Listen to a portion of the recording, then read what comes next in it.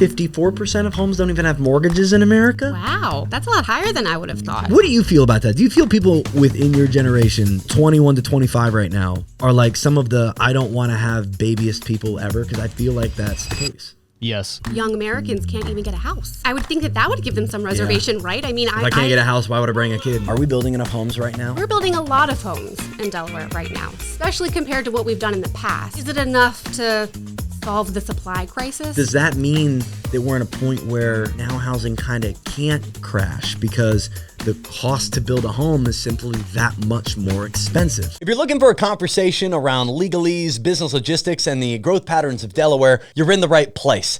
Myself and Erica Wolf, I promise, have a very entertaining, educational, but really honestly fun conversation with a friend of mine who I've known in the business for well over 7 years. And this is somebody who we partnered with early on in Loft's formation, in all of the title work and all of the real estate closings that we could refer out. I mean, anybody that's worked with us knows one of the three people we're always suggesting right at the front of the line is Wolf & Associates. They operate through the whole state. And I'd love for you to just notice the attention to detail in every word, in every sentence that is picked out and said by Miss Erica. She is very astute, so just endowed with knowledge, not just in her industry, but in life. We could have talked for a long time, but enjoy this podcast, enjoy this conversation. This is the Loft Pod. Hi, Erica. What? Hi, Zach. So this is the second and a half time you've been on the podcast. I think that's true. Because the other one didn't make it onto this channel. Okay. That'll be the dead podcast. I want to get a little closer to the mic, by the way. Fist away from the mic. That one was just dead, so we won't talk about it. But the last time you were on, we talked a lot about Delaware. We did. And we were just talking about something specific to Delaware real estate, about building and builders, and you work with a lot of builders. We do. Are we building enough homes right now? Because if anyone isn't paying attention to the economy, the housing market, we're in a supply crisis. We need more homes for sale. If we got more homes for sale, it may lead to prices dropping. You're working with a lot of Delaware builders as a huge attorney, Wolf & Associates here in Delaware. Are builders building enough homes? We're building a lot of homes in Delaware right now, especially compared to what we've done in the past. Is it enough to solve the supply crisis? No. There was a real big push to build a lot more in Delaware over the last few years, with a lot of people moving into the state. But COVID really kind of shut a lot of that down, right? You know, labor and not having enough supplies, right? So that kind of really put a big halt on a lot of that new construction. Yeah, supply progress. versus supplies is what you're saying there. Well, and there was different types of supplies that they had shortages on, right? To build the homes. To build the homes, right? A lot of, just different lumber supplies, right? The cost of lumber went up, or they couldn't maybe get specific things that they needed. I know I had a particular builder who was struggling with getting some type of generator to do the street lights. That was on back order for months when typically it wasn't. So it's just kind of slowed down the production of home building. Is that stuff still affecting us today? No, but I think we would be much further along in new home if we didn't have all those factors. We've had a lot of speed bumps, and I think we've kind of worked them out, but we're still drastically behind in where we thought we would be with new home construction. Are costs of things like that, new construction, still affecting builders? From what I understand, lumber has come back down to a somewhat normal cost point, which was very high during COVID. Yeah. But a lot of the other things, right? Inflation's kind of touched everything and hasn't touched a lot of those other elements required to build a home. So that's definitely still a factor. Do you think that we're at a point with housing prices, though, that so this is where I'm trying to, I guess, whittle down to. Everyone wants home prices to come down. Economically speaking, it would require an insane amount of supply with a significantly lower demand. In comparison. That's just like the economical formula for a crash. And if you want a correction, it's the same thing, just less aggressive. Right. We're in the opposite of that right now, where we have a pretty good amount of demand. Not a crazy amount, but pretty good amount of demand, especially per the market. And we don't have any homes for sale. I think at this moment in Delaware, 3,200. We're at 5,000 plus before COVID. Okay. We're at 4,800 in May, just after COVID.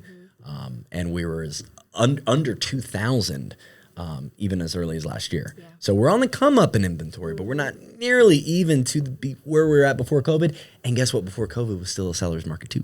It was. So we're a long ways away from a buyer's market.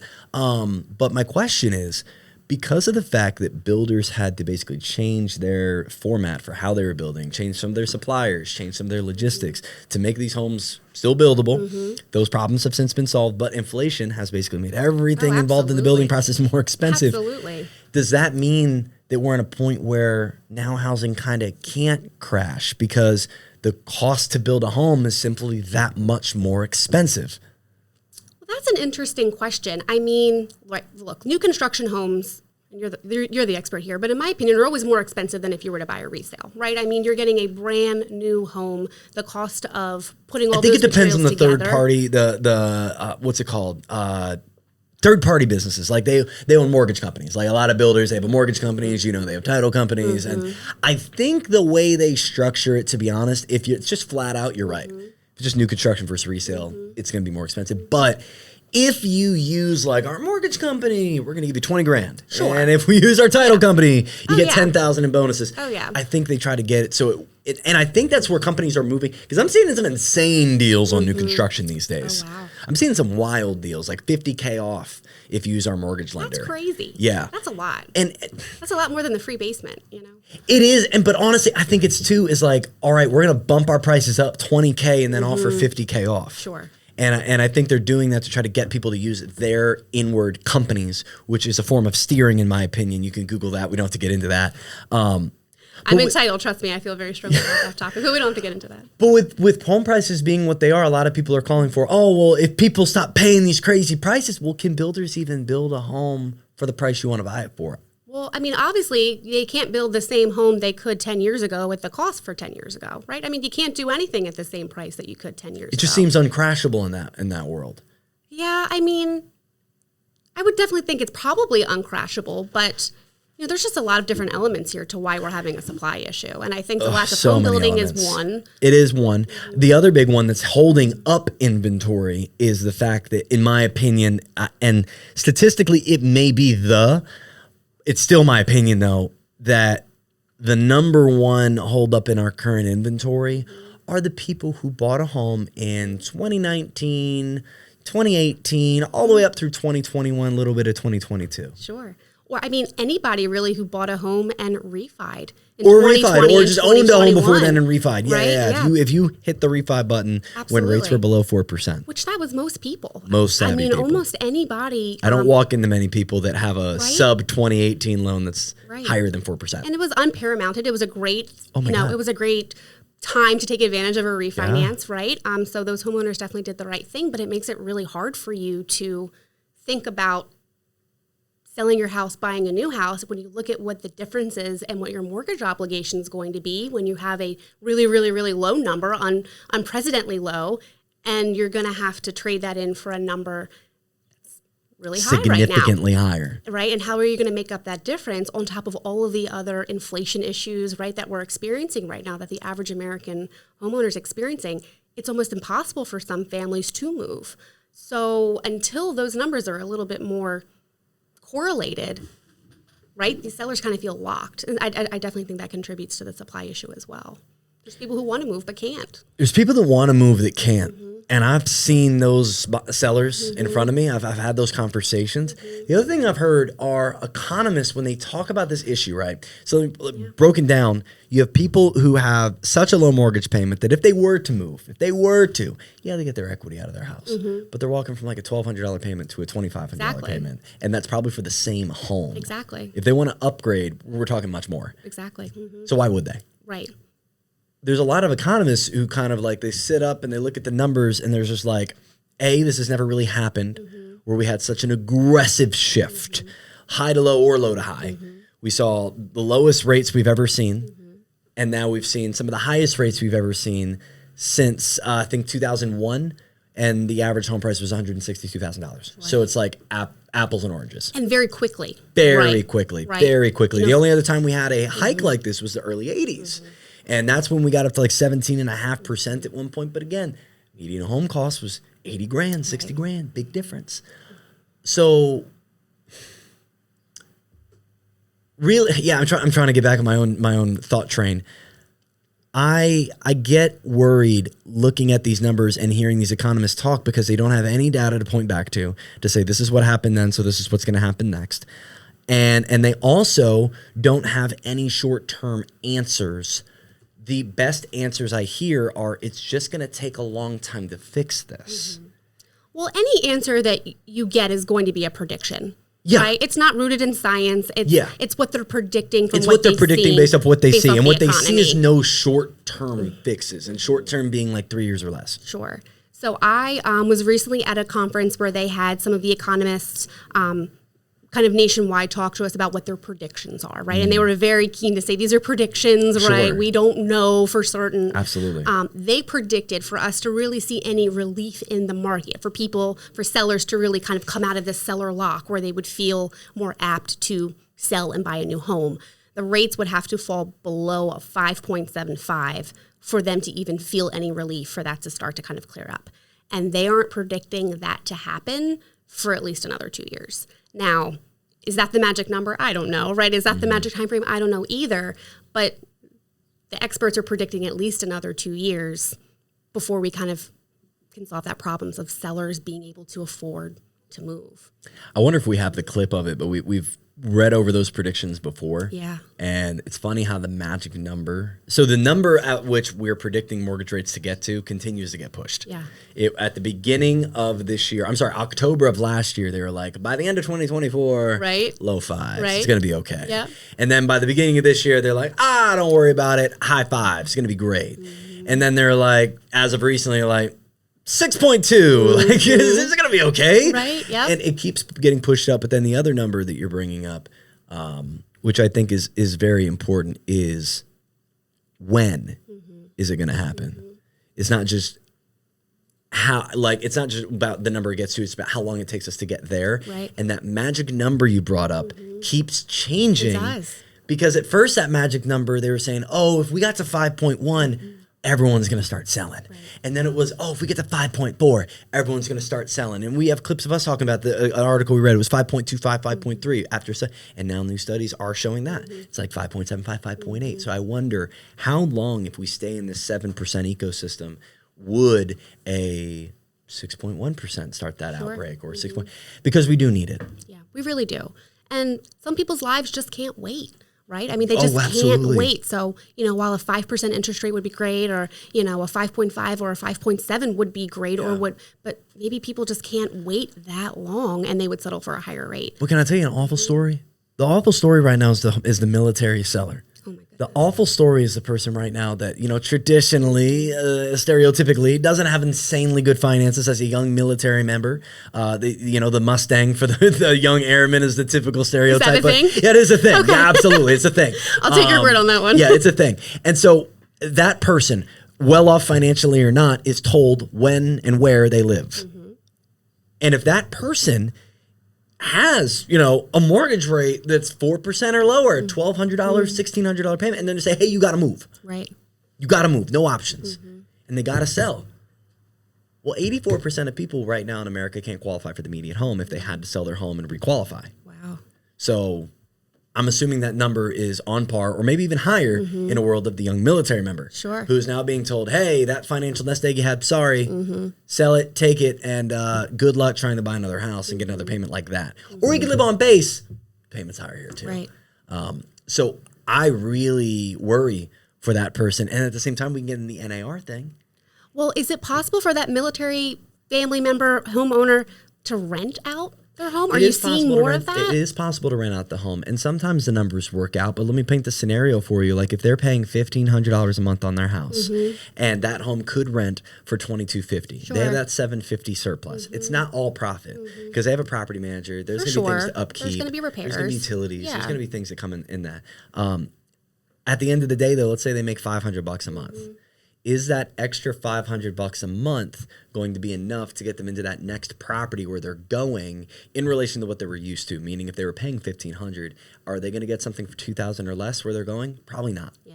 Probably not. I don't know, but I'd run the numbers before I just. Absolutely, I'd run the numbers, but I hate that it has to get that complex. Absolutely. For the simple American dream of homeownership, and the people that are defending that, we're throwing into the financial spin cycle of just like, hey, sorry. Yeah. And here's the other problem. Yeah. It's and a good problem to have too. And I've seen it. I will never name names. I wouldn't even point this person out if they knew I knew. But I know people who've sold their home and gotten 120 in equity and couldn't afford to go buy and had to rent or had to live with family or had to do what, and they've blown it. And it's gone. Yeah. Or it's depleted. And that could be due to financial literacy, irresponsibility or literacy, but also I read a really interesting article, and I don't remember the source offhand, about how different, if you kind of just look at the millennials, right, like the group of millennials, there's a really big financial literacy or financial capacity difference between what they're classifying as older millennials versus younger millennials.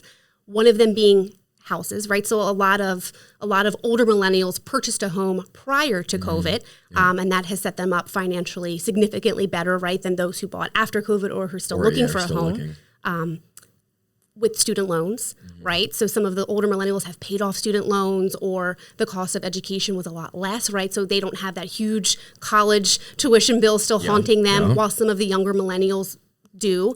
And then the third cost that they brought in was childcare. The cost of childcare has skyrocketed on top of everything else. And so when you add that into the equation, older millennials probably have older kids who are in school and might not need childcare or don't need full-time childcare, where our younger millennials probably have younger children and do. So just those simple facts right there of somebody who might be just 6 or 7 years apart in age can just have very different experiences in terms of their day-to-day expenses. I feel so lucky at being in the describing, younger millennial, older Gen Z, and getting to be in the older Gen Z discussions, or older millennial discussion, I should say, as far as, and I'm lucky for that. Right. And it is home ownership. And it's so, and I've said this before, like you view life as like a ladder. Like, I'm got to get up to the next rung of the ladder. Like, I got to get up, I got to keep going. And when you get up a certain ladder, I find a lot of people, and I know yourself, you're one of them, so you'll understand this. When you get to the top of a specific ladder, you want to show someone else, hey, this ladder over here, I climbed it. Yeah. I want to show you how you can do the same thing.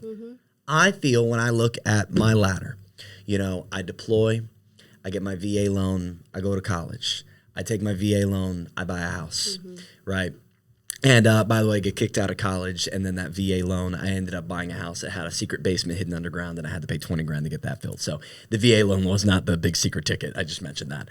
Bought my house in 2016, and then by 2018, I'm able to sell it and put $42,000 in my bank account. And I feel a lot of people make their first big chunk of change off home ownership, right? Then I'm able to move that money into an account, hold it rent-free, or we buy our next property, buy it in September of 2020, summer of 2020. That home goes for $265, is now worth $415. And, I also look at, where I was able to take out a loan and where I was able to not have to take out a student loan. And I also look at, I was able to avoid high child care. And I also, I look at these different items, and I was like, wow, when I look at the ladder I climbed, I feel I cannot advise anyone off the ladder I climbed. My ladder is inaccessible. It's like the first rung you have to grab is 12 feet up. I didn't have to do that. My rung was right on the ground. I had to, little hop and I'm good. And I feel guilty about that sometimes. I know I shouldn't, but I feel guilty about that often because I wish I could offer that. I wish I could say, hey, here are the rungs I climbed. Well, I think the fact that you're even acknowledging that your path is different than their path says a lot.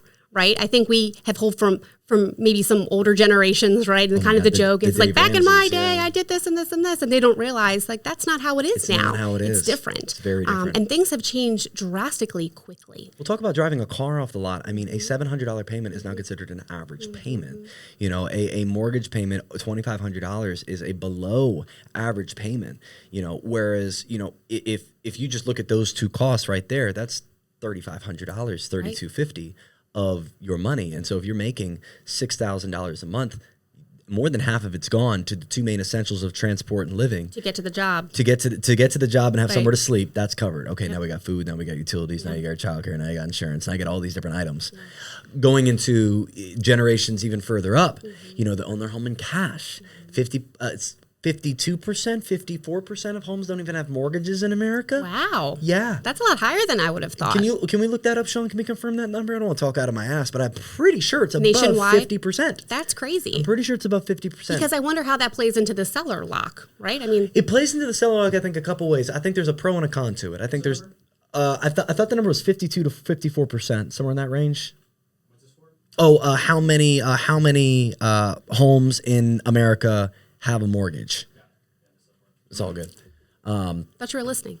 No, I scam over so many different topics. I'm teasing. He was probably looking up something for a last one, and he's like, all right, we're not talking about that anymore. So I think it plays into it two ways. If there's a lot of homes that don't have mortgages, you just said, like, could that affect the lock-in? Mm-hmm. Could that get us more inventory? I think it could, and it couldn't. I think there's a lot of people who could sell that, could get another property, but I think a lot of those properties of that 52 to 54% are being rented. Mm-hmm. So as of, I think it's December 12th, 2023, this says 40%. Okay. And that's AXIOX. That's a fantastic reference point right there. Can you look up 20? Now that's basically 2024. That's December 2023. So we'll say 40% of U.S. homes are mortgage free. So sorry. Still a crazy that's statistic a huge to me. number. That's way higher than I anticipated. Yeah. So 4 out of any 10 homes you see, they don't have a mortgage associated with them for one reason or another. And a lot of them are rentals. And here's why I say it's a good and a bad thing. I think long term, I don't think they sell. Because if I don't have a mortgage and I see the rental market's going crazy, that just means the surplus that I can make on that property is just so obnoxiously higher. But I think the pro is, I think in the long run too, I think there's going to be some landlords that have 12 properties. They're like, I could rent this for $2,000 a piece.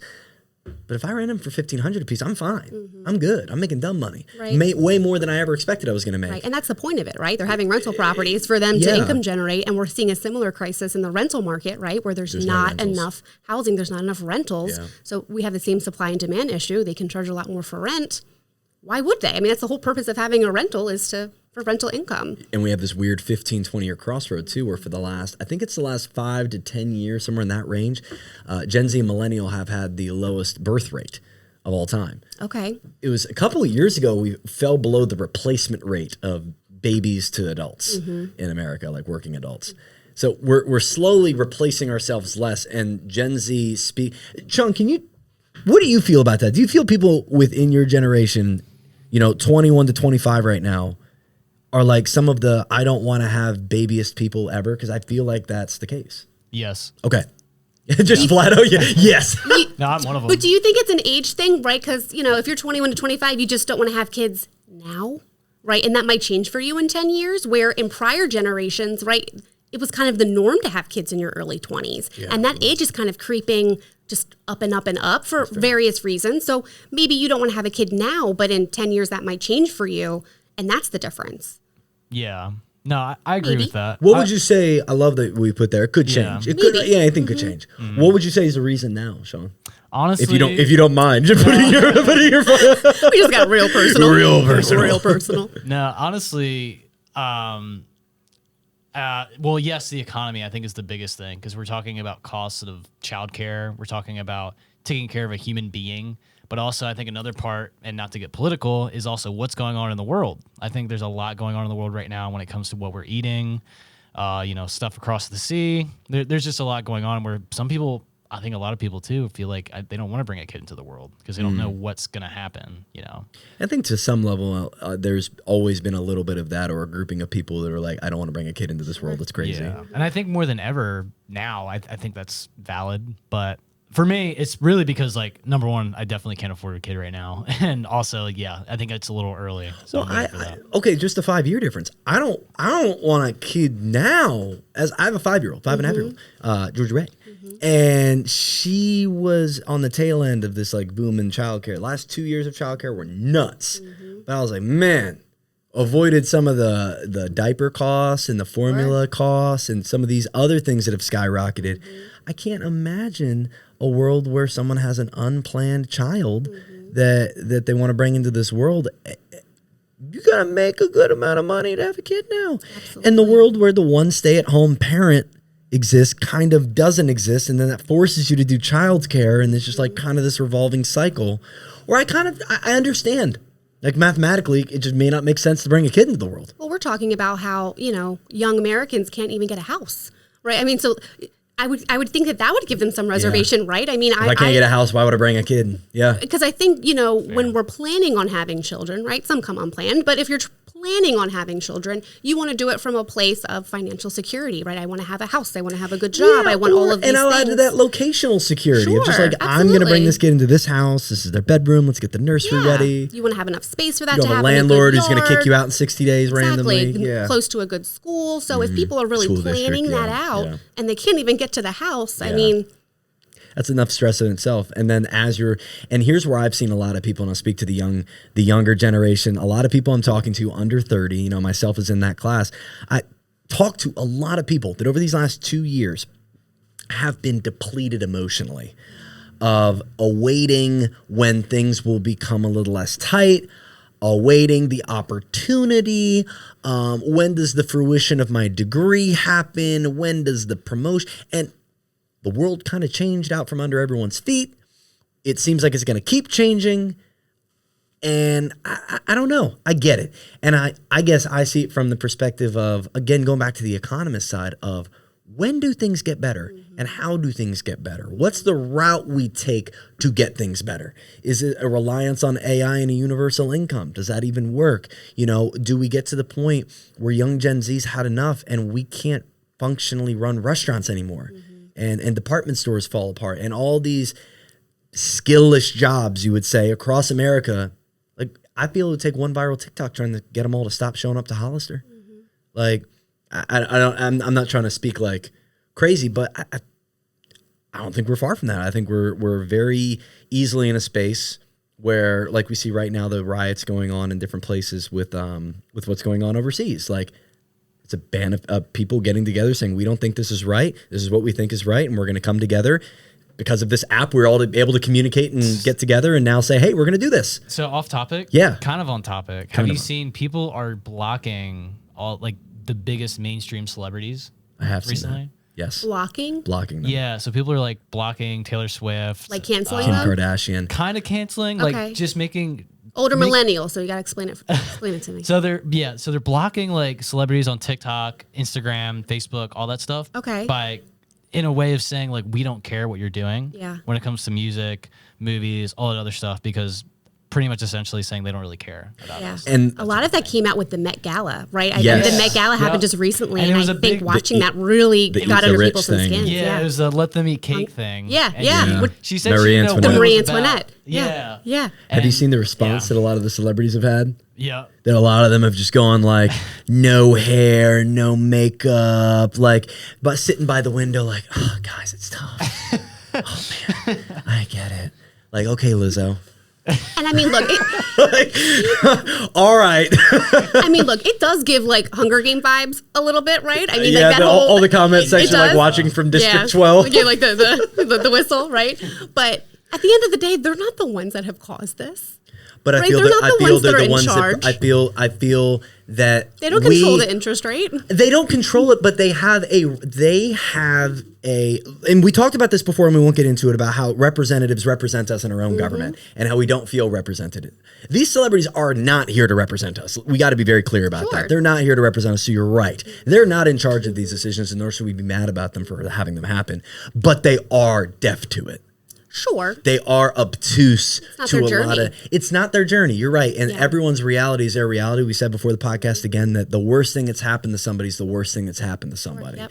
And if that's the life they live, that's the life they live. Like the let them eat cake girl, like lives in a $17,000 a month rental. But that's kind of rude though. What? Right? Because I think the let them eat cake is where the line is crossed, right? Yeah. It's like, the obtuseness. It's you're not. Well, I feel like it's kind of rubbing in the face. Like, the whole Marie Antoinette reference was, everyone's dying of hunger. Yeah. Yeah. And she's just like, let them eat cake. Like, they don't have cake. Too bad. That's their problem. Right. And I think that is kind of like that's where the line I feel for me was kind of crossed, where it's like, I have it so great and you don't. And haha. Like, so do you think, here's where I guess where maybe we differ in our opinion a bit. Do you think that celebrities truly know and see what's going on in the world and choose to ignore it for their own lifestyles? Or it's just something they absolutely don't know about, and stuff like this brings it to the forefront and makes them care objectively I think to a about it? certain point, point, right? They're kind of like everybody else, that if you're not focused in on this particular issue, it's not something that you're going to be thinking about. And Lizzo and them are doing what they're told by their PR agents, and they're probably not changing the game plan. I'm sure she's more worried about what concert she's going to do next or what song she's going to write. I mean, that's what she's focusing. Or who she's going to abuse behind the scenes. Sure, whatever. What she's going to wear, I don't know. Did that ever come to know. fruition? That was a big thing for like 3 weeks. I don't even know if I know what that one is. She got canceled because like there were people coming out saying, we don't got to look it up on this podcast because it gets a little PG-13 with her let's keep it clean. Her accusations. But all the way back to the distrust and all of that, I think coming back to the housing market, the economy, and Delaware locally too, I'd like to put us on a quick pedestal. Delaware specifically has a big economical problem that nobody's talking about. The big problem, there's distrust, there's all this macro national stuff that's going on, right? Sure. But what no one's talking about is what that's caused, this ability to work from home, this a lot of boomers that have their home that's worth a bunch more than it was 4 years ago. A lot of this, I don't want to live here for political or whatever reason, is leading people to look at places like Delaware that are cheaper than where they're at in New Jersey and New York and Concord and Connecticut, New Hampshire, Maine, all these places, right? Right. People are moving into Delaware. And guess what? When the offer sheets are presented and your offers lined up against Mr. and Mrs. Cash from Connecticut or Mr. and Mrs. people from Brooklyn, you're losing. You're losing. It's their fourth purchase. They have money. They have experience. Maybe they don't want the home inspection because they can afford the fix repairs. You can't. Right. You know, maybe they don't need an appraisal because there's no mortgage. You can't. Right. And that's happening more and more. I don't see it slowing down. I don't see it. It's happened for a while. It's happened for a while, and it's picking up speed. It's picking up speed drastically. Oh, yeah. In fact, if you look up a tax map, you can look up these numbers yourself. You can look at howmoneywalks.com. It might be .gov. And it'll show how people move state to state, what state feeds what state the most, Sure. and who has the most people leaving based off of gross income per person. And based off gross income, Yeah. it's red or it's green. Red meaning you're losing income, green Sure. meaning you're gaining income. If you look at the entire Northeast, it's blood red. Wow. And then there's a spark of neon green right there, and it's Delaware. And then it gets a little greener in North Carolina, South Carolina a little bit. But overall, a lot of these states are having people move, and it's a big issue that is going to bite us in the ass because I don't feel price points drop. I don't feel the first-time homebuyer gets more opportunity. And I think Delaware becomes slowly one of the places maybe one day you move out of to go somewhere more affordable. I think that's a true path Delaware could be on. If things stay this way. What do you think about that? Well, and I worry too, what does the affordability of Delaware look like when we have so many people coming into the state and we don't have the amenities to support them, right? We're rapidly building enough schools, right? Like real utilitarian amenities, roads, not like hospitals, police forces. I mean, and that's paid by tax dollars, right? They want to come to Delaware. So more people in here, you don't have more tax dollars to use. We would hope, but they're all at lower numbers, right? Yeah. Right? So I just wonder, what does that look like? What do you mean lower right? numbers? So we have low taxes, right? People want to come here for low taxes, and I would hope more people. But more homes are being built, so Sure. more opportunities for taxes come in. We also did raise our taxes too. Sure, we did. We're not going to be 41st in the state anymore, or in the country. Yeah. We're probably going to be somewhere in the 30s. We're still going to be below median, below average, but This is like a very specific example of what I'm referring to. But so a lot of the neighboring states don't have volunteer firefighters, right? To be a firefighter is a paid job through the government, well-paid job through the government. And in Delaware, it's a volunteer. All throughout. Volunteer. Yeah. Firehouses. Do we have any paid? Even I like don't know. Wilmington down at the beaches? Do we have any paid? I don't know. I think you get paid if you're a fire chief. Okay. Pretty sure the people Yeah. that work under So him are leadership. not paid. Yeah. Okay. So leadership. I like that. Sure. That makes plenty of sense. It does, right? No Right. volunteer leadership. That's cool. And I'm not saying I feel strongly about whether they should be paid or volunteer. Yeah. My point is Delaware is volunteer. All of these people coming in from neighboring states aren't coming to Delaware volunteering to go to the firehouse because it's not something that they do. They don't have experience with it. They don't have any ties to it. We're seeing a huge decline in volunteer firemen. What are we going to do about that in time when we don't have, we need more firehouses because we have more houses, because we have more growth. Could what I do we offer? do? Do you think that happens too? And I'm off screen towards Sean. If you were like, why did he just do that? This is Sean. Do you think that also stems from Gen Z's not making as much? So why the hell am I going to go volunteer my time if I'm already having to work two jobs? Absolutely. Probably. Probably. Yeah, definitely. And look, I think if you're Gen Z in Delaware and your families are really into the firehouse or you grew up, you're probably still It going is to a family volunteer, thing. right? I've definitely it's something seen you've got to that, be exposed to kind of get that urge. The military, that happened with me. Right. It was just influence. Yeah, Like they didn't say, you got to do it. But if you don't see it. have that influence because you grew up in a state where that's just not something thing. you volunteer to do, we're coming here, get we don't paid. have it. So what are we going to do about that, right? Okay, so I guess we'll probably have to start having a paid firefighter position. Well, who pays them? The government. How does that money get through? Through taxes. Okay, so now we need more taxes to pay that. That the expansion of people, though it's going to lead to more tax dollars, it's also going to lead to more problems that have to get solved with tax dollars. That's where my worry is. Understood. That's what I kind of thought. Are we thinking, there's a lot of growth coming in now. What does that look like for Delaware long term? What's the plan? How are we thinking about this, right? And because I do think it's inevitable. It is the population's going to grow. Absolutely, 100%. Homes are being They're built. coming. Yeah. They're here. They're coming. Newcastle County, So I feel like is like saturated. to see it play out? Like right now, for example, I'll put Middletown, where you're at, on blast of a place that I don't feels kept up, not in utility of what you just mentioned, but like fun utility, the restaurants, the parks, the places to go and have fun. Yeah. I think in the past 3-4 years, they've been improving on that slowly. Yeah. What would you like to see Delaware do over the next 5-10 years as this inevitable growth comes in? We can't really stop it unless we incorporated some kind of out-of-state moving in tax, which that would be silly economically even to do. Of course, there's things we could do like raise taxes. Like I feel that there should be a higher fee to drive into our state at tolls if you're out of state versus in-state. I think that's illegal, but I don't know. I do real estate laws. I'm not going to talk on I that. think we looked into it at one point, and it's like you're not allowed to charge someone more because you're not from your state, but it's your state tax tolls. I feel you could make regardless. Where would you like to see Delaware go? I think 5-10 years or so. I think the growth is great. I just think growth needs to be strategic and growth needs to come with a plan. What plan? And I just don't. Where would you focus your plan? Where would you like to see the focus be? Well, I think, Middletown is kind of a little too late to kind of come up with a plan, and I think that's evident in the town. Don't get me wrong. That's a great point. Middletown is a great place to live. I lived in Middletown. I lived in Middletown before the growth. I lived there after the growth, and I don't see myself moving. Partially because I can't, but not because locked in. Just kind of tiding in before. But yes and no. I love where I live. I think it's a great place. With that being said, I don't think the plan for strategic growth was well done. And I think it's evident the growth was coming. You see all of the open permits for residential houses being built, so it's coming. What are we doing about schools? What are we doing about widening roads? What do we do about all of this infrastructure that the government is responsible for doing? And you can see that they're kind of making it up now on the back end. Yeah, and like 301 being brought in a little late, but better late than never. Better late than never. The downtown is still crazy for traffic.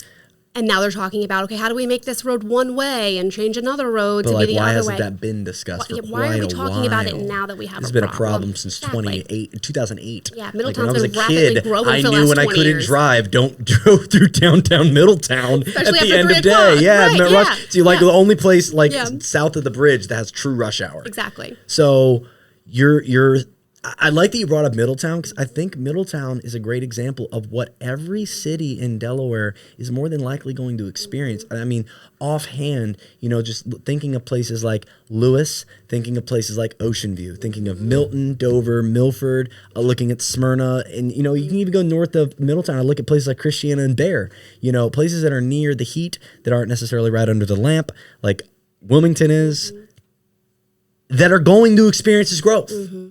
And we should be talking about how to approach it. Exactly. And I wonder if those conversations are happening. Yeah. I don't know. I'd love to have a political figure on here that's having these That would be conversations. great. Because I would love to know what the plan is. I'm living in. How do we do that? Yeah. You mentioned earlier some political. We're going to have to do that. Make the friendships and then be like, I have this podcast. That's the question. You can come on the podcast too. We'll I would love that. The people need to know. The people need to know what the plan is, honestly. Right. And I think the obvious things are the rehashing of our counties for taxes. Cool. We're going to make up to 10% more there. That's awesome. Going toward our schools, going toward our, whatever our property taxes are going towards. We have more people coming in, more people living in the area means more property tax that goes out. We just introduced lodging tax. We had 0%. We were one of the only states in the country that didn't. Now I think it's like 8%, which is still pretty low. Can you not quote me on that actually? Can we look that up? What the new lodging tax percentage is in Delaware? I don't want to give out a wrong percentage. Yes. But again, to your point, all that money can go toward growing problems. Mm-hmm. And I'm seeing it firsthand, especially with schools. So 8%. 8%. there you go. Look at you go. I try to be. 20 years ago, there was one high school in Middletown. There are now 5 high schools in Middletown. And they're needed. And they're needed. But that should just show you. And a lot of people also going to bring up with a high expectation of that school district. Absolutely. Very But that should high. just show you. I mean, they've had to build 5 high schools and staff 5 high schools in 20 years. That's a lot of work. That's a lot of money. Where does that money come from? Middletown school tax, right? So who's paying that? People who live in Middletown. Yeah. And we just had another referendum because on top of all of that, the teachers that work in the Appoquinimink School District in Middletown are some of the lowest paid teachers in the state. Wow. Right? So a lot of that referendum was to kind of direct towards teachers from other places. So now they're asking for more money because they're not. But you could see growth and rapid growth presents a lot of problems. I think, you and I both have seen that, right? Individually as business owners, right? When we're growing, that's great. But yeah, more water in the pipes and you have more leaks. Yeah. Exactly, right? Yeah. And there's more time, you've got to have strategic plans for growth. I think the same thing is happening here, and look at the school district, right? I mean, how do you expect them to grow and plan? It's just a rapid rate. Well, I'll shout out Dover 2030. They have a plan. I love that. They have a bullet. Have you seen it? Mm-hmm. Not personally. Sean, do you want to bring up that PDF again? Yes. Yeah, big shout out Dover 2030. I didn't shout him out last time. Todd Stonecipher put together this plan and presented it. This is the Downtown Dover Partnership, DDP. And between him and others over there, we're able to put this in front of different political figures. I even made a video reviewing it. I think cool. that video went out to them too. I think they have it on their site too. Cool. Yeah, the thumbnail, it looks so funny on the website. The thumbnail? Yeah, let me find. Oh, here it is. Oh, am I on there? Am I on the website? Yeah. The thumbnail? Oh yeah, there it is. There it is. Check this video out. Oh man, if we change the thumbnail on YouTube, will it change their thumbnail? Do you think? Oh, maybe. I think that's. Lots of energy there. I think it's time for an upgrade. I have different hair now. That was long hair me. I think it a little long hair face. Oh wait, no, we did change it. They have their own. They chose that one. Dover. All right.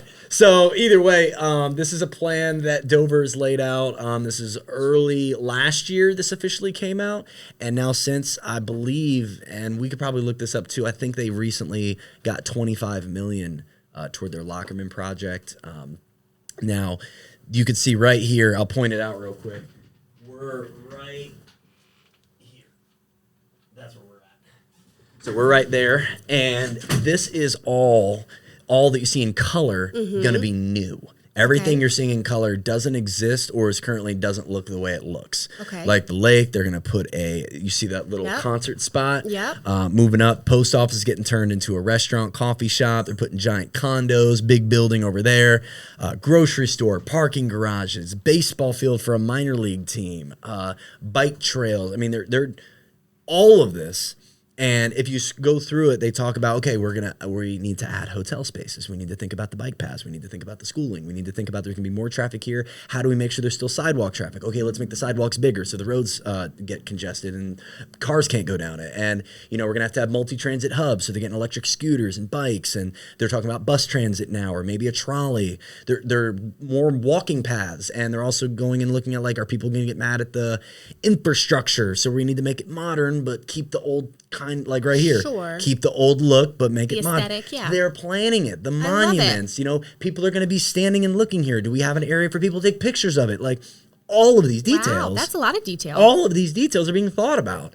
They expanded the zoning also too. This is 120 Governor's Ave. I don't think they have funding for this one yet, but that's a grocery store. That's the one I believe they have gotten funding for. Now, is this like a state grant, a federal grant?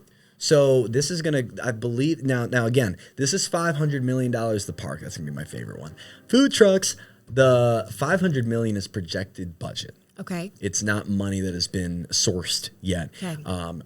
The idea is it's coming from different federal sources. Okay. The state gets allotted specific money that can be used toward different downtowns. And I heard this conversation, I believe it was Devin Horner, who we'll have on soon, and Todd Stonecipher around how that downtown money gets utilized to a lot of other downtowns. And It's never really been over. So having this plan was one big reason, was to have a reason why they should get the funding. Exactly, yeah. And then federally, there's a lot of different programs. Like I know they're working with a different monument company, engineering company that's putting together all these plans, that's doing all the engineering on the back end and putting together these images so that people can read this and say, okay, I see the vision.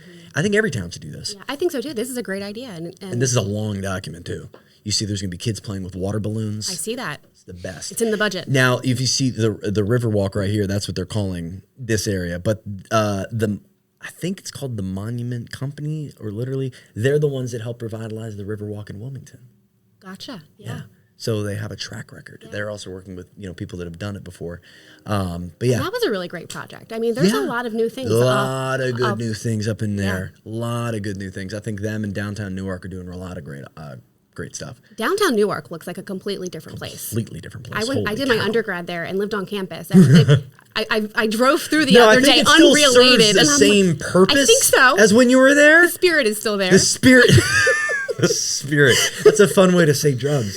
I only say that because the Grotto's manager on Main Street got arrested for dealing cocaine. Did you hear about that? Yes, but that I just more meant fun, fun. But sure, the spirit is still alive. Sure, the fun is still out there. A bunch of college kids all together. So as a Delaware local, as you just shouted yourself, you've been having fun in Delaware for a long time. What's like the one thing that has kind of stayed the same last 10 years or so? You're not ancient. We're a similar age. Like places? Yeah, just like the place. Like, hey, I'll bring up one. I brought my daughter to Brecknock Park in Camden the other day. Oh wow, I've never been there. Such a nice little park. It's all wood, and it's all these little secret contraptions and fun places. And I remember as a kid, it was super fun. And getting to take her there. And it was like, it's just like it was back then. This is great. Cool. They've kept up this place well. Also think like the Blue Rock Stadium, older stadium for Raleigh, they've kept up really well. And it looks great. Even more specifically, the firework night. Yeah, they've been running that for decades. And I mean, I was just talking about it with my team, right? Like, let's do a Mr. Sellers. Let's do like a whole team where we have our spouses and our kids for firework night at the Blue Rocks. It's kind of like Delaware nostalgia, right? It's always a fun time. So yeah, Delaware nostalgia. That's a good framing for my question. Yeah, I like that. To kind of piggyback off of. Well, it's not piggybacking. I'm asking you. Well, yeah, but I was piggybacking off in the parks. So I used to go to Lum's Pond a lot as a child, and I've been taking my son there a lot more recently. Isn't that fun? Which is really fun. I'm doing a lot of like the hiking and the paddle boats, but they did have something new there recently, that Go Ape. Have you heard about that Go Ape? Yeah, I think they have it other places. They invited us out there too. It's kind of crazy. It was really cool. It's cool. Did you do it? I did some of the littler things with my son. He wasn't old enough to do some of the zip lining. No, there was a zip line element to it for sure. It's really cool. So the whole concept, it's kind of like different boards and walkways up in the tree lines. Obviously, like you're hooked onto the harness. Yeah. And you just kind of, walk around up into the trees. Oh, you're walking in the trees. And there's different like pathways that connect the trees. They're all boards, but some of them might be really skinny or wide, or you have to step over, right? They kind of get a little bit more different and intricate. If I fall, I'm just like attached and I'm just going to dangle. You've got it. Yeah. I mean, if you... Why have I been gaslit about what Go Ape is? But at the end of it, to get off... I've been ziplining the whole time, to get and off, I've been avoiding you zip line off. They've literally invited us out there, so and I've cool. been pushing it off because I thought it was lame. No, it's so cool. It says really Go Ape fun. ziplining course. Allow visitors to see can you scroll down just a little bit? Allow visitors to see the park from a whole new perspective from the treetops. The main course from ages 10 and up is a 2 to 3 hour adventure featuring rope ladders, treetop crossing, a Tarzan swing, and 4 epic zip lines that take you over the pond. Go Ape also offers treetop journey course, a perfect 1 hour introduction to the area of adventure. Okay, so there's only 4 zip lines, but it's 2 to 3 hours. Yeah. And a lot of the zip lines are when you're up in the trees to get down. You can camp there? You zip line. Oh yeah, at horseback riding. Oh, there's so many cool things to do at Lum's Pond. We gotta go out there for a loft meeting. Yeah, let's just have a 1 day. They have so much open space. I actually have been to a lot of events there, that just community events. Because there's just so much open picnic space. You could have food trucks come out there and host a big thing. It's really fun. It's a huge park. All right. You have to do the Go Ape. I'll DM them back. The Go Ape is fun. I'll DM them back. It's fun. Now, they have a course that's even higher up in the trees. Yeah, I was like, that was terrifying. That was terrifying. I want to have a good... I didn't do all that. See, ziplining for me, and maybe it's because I just trust the equipment. I don't know. I don't get the thrill from it. It's just like, well, I sat cool. and watched quite a few people zip line down from the treetops. Yeah. And it's kind of a combination of got to hit the ground and kind of run or you're going to fall.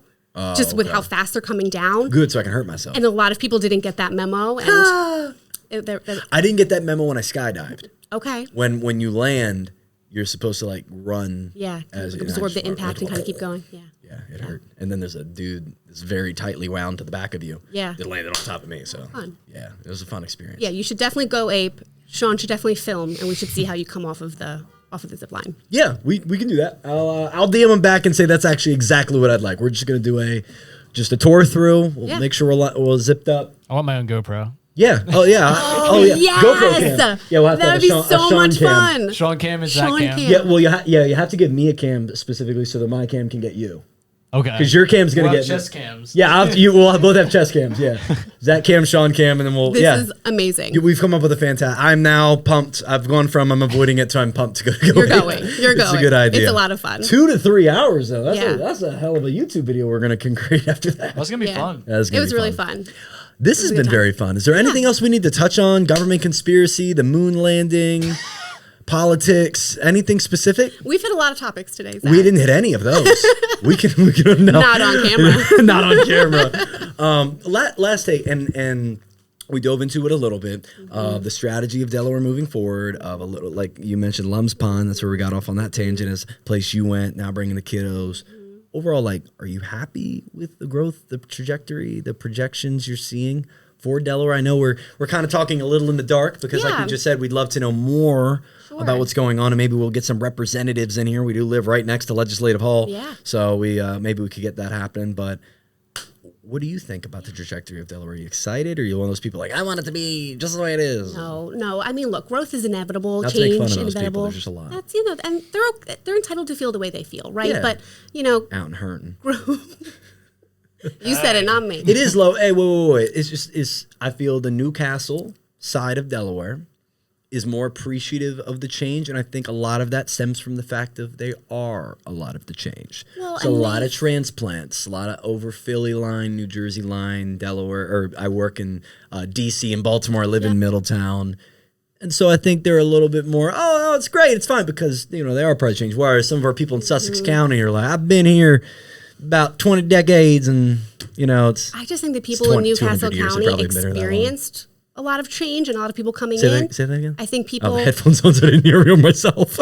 I think residents of Newcastle County have experienced a lot of people moving into the county, but that big rush, that happened for them 30 years ago. So this whole notion of like people are moving into my county has kind of like, that's old news to them. Yeah. Where this is the beaches kind of were infiltrated first in Delaware. But just very much beach town, right? Very much second home market, not so much the way it is now with people coming to live there full time.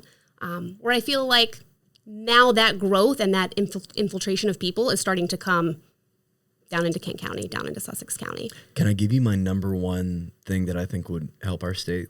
Sure. And I think would improve the economy of our vacation areas, our beaches, whilst lowering the traffic. Okay. We got to hear this. If we could lower the traffic while increasing the economy, would that be okay? I mean, anything to decrease the beach traffic would be phenomenal. So let's go. Tram from the Wilmington down to Delaware. We need a train. We already have a train. We have a train track that runs north to south already. It goes all the way down there? All the way. It does? Absolutely. It runs through Felton, does the whole deal. So all we have to work off that, divert it. You can run side by side. It could be a subway. It could be whatever you want. But give the people the ability, because like if you're going to New York, there's a lot of people who are going to train into the city, who are going to go from Wilmington to Jersey and then subway straight into downtown. And if you offer that ability, that's one less car that is hitting the roads. And I think if you offer the ability for people to transit down and not have to drive, one, they will because it'll be cheaper. And two, they're not going to have. Now, I hear, I'm going to the beach. I have my sandcastle stuff. I got my stuff. I think you build the train around that. Yeah. You understand my head went right to the stuff. Yeah, you need storage. You need like a plane. You need like overhead. You're going to have to plan around what this train is going to be used for. Plan for growth. Absolutely. Plan for the growth. I think that would help a lot. It would give the opportunity for more people to get down here in a cheaper way, bring people down to, and hey, you can't drive around. You're at this beach, spend your money. Like, you don't got a car. You get more money for Uber drivers down there. You get more opportunity to put like those e-scooters and e-bikes that bring money to economies down there too. I think that could be one little thing in the master plan that should be considered. Yeah. Public transit's a big failure in Delaware right now. Absolutely. So I think any public transit pretty is non-existent beneficial. for sure. And what little traffic we have, because I did talk with someone earlier, and they're, again, Canada, then they were in Seattle. We talked about it. Like, I was just in Chicago. Like, we don't have traffic problems. Right. We really don't. Like, the Christiana area and the beach area, and I could put right on a pinpoint when and where to not be there. And if you avoid those, you're good, and it's an extra 30 minutes. But there are places outside of D.C. you could be an extra. Oh, yeah, gridlock. Where was he said Hamilton's on Main. How long did he say gridlocked? 8 hours? Oh, yeah. It was something crazy. He said 8 hours, left at 2, got home at 10. That has to be like something special, though. It was it was the Peach Blossom Festival that come into town. It wasn't a car wreck. But that's just natural traffic. There wasn't anything extraordinary. It was just an event. If the really race was coming, you know how little planning I got to do even for the race now? None. There's no traffic difference in Dover now because no one cares about the race. No one gives a damn. Did the race already happen? Sure did. I thought so. There's only one now, not two. You used to have to plan around the race. You used to, absolutely. I think as of 5 years ago, you had to plan around the race. Yeah. What happened with that? I got bad blood with them. Okay. Not with NASCAR. All right, that was a great podcast. I hope we had a great time today. All love to all municipalities that live and operate within Delaware. Except the Dover International Speedway. All right, have a great day.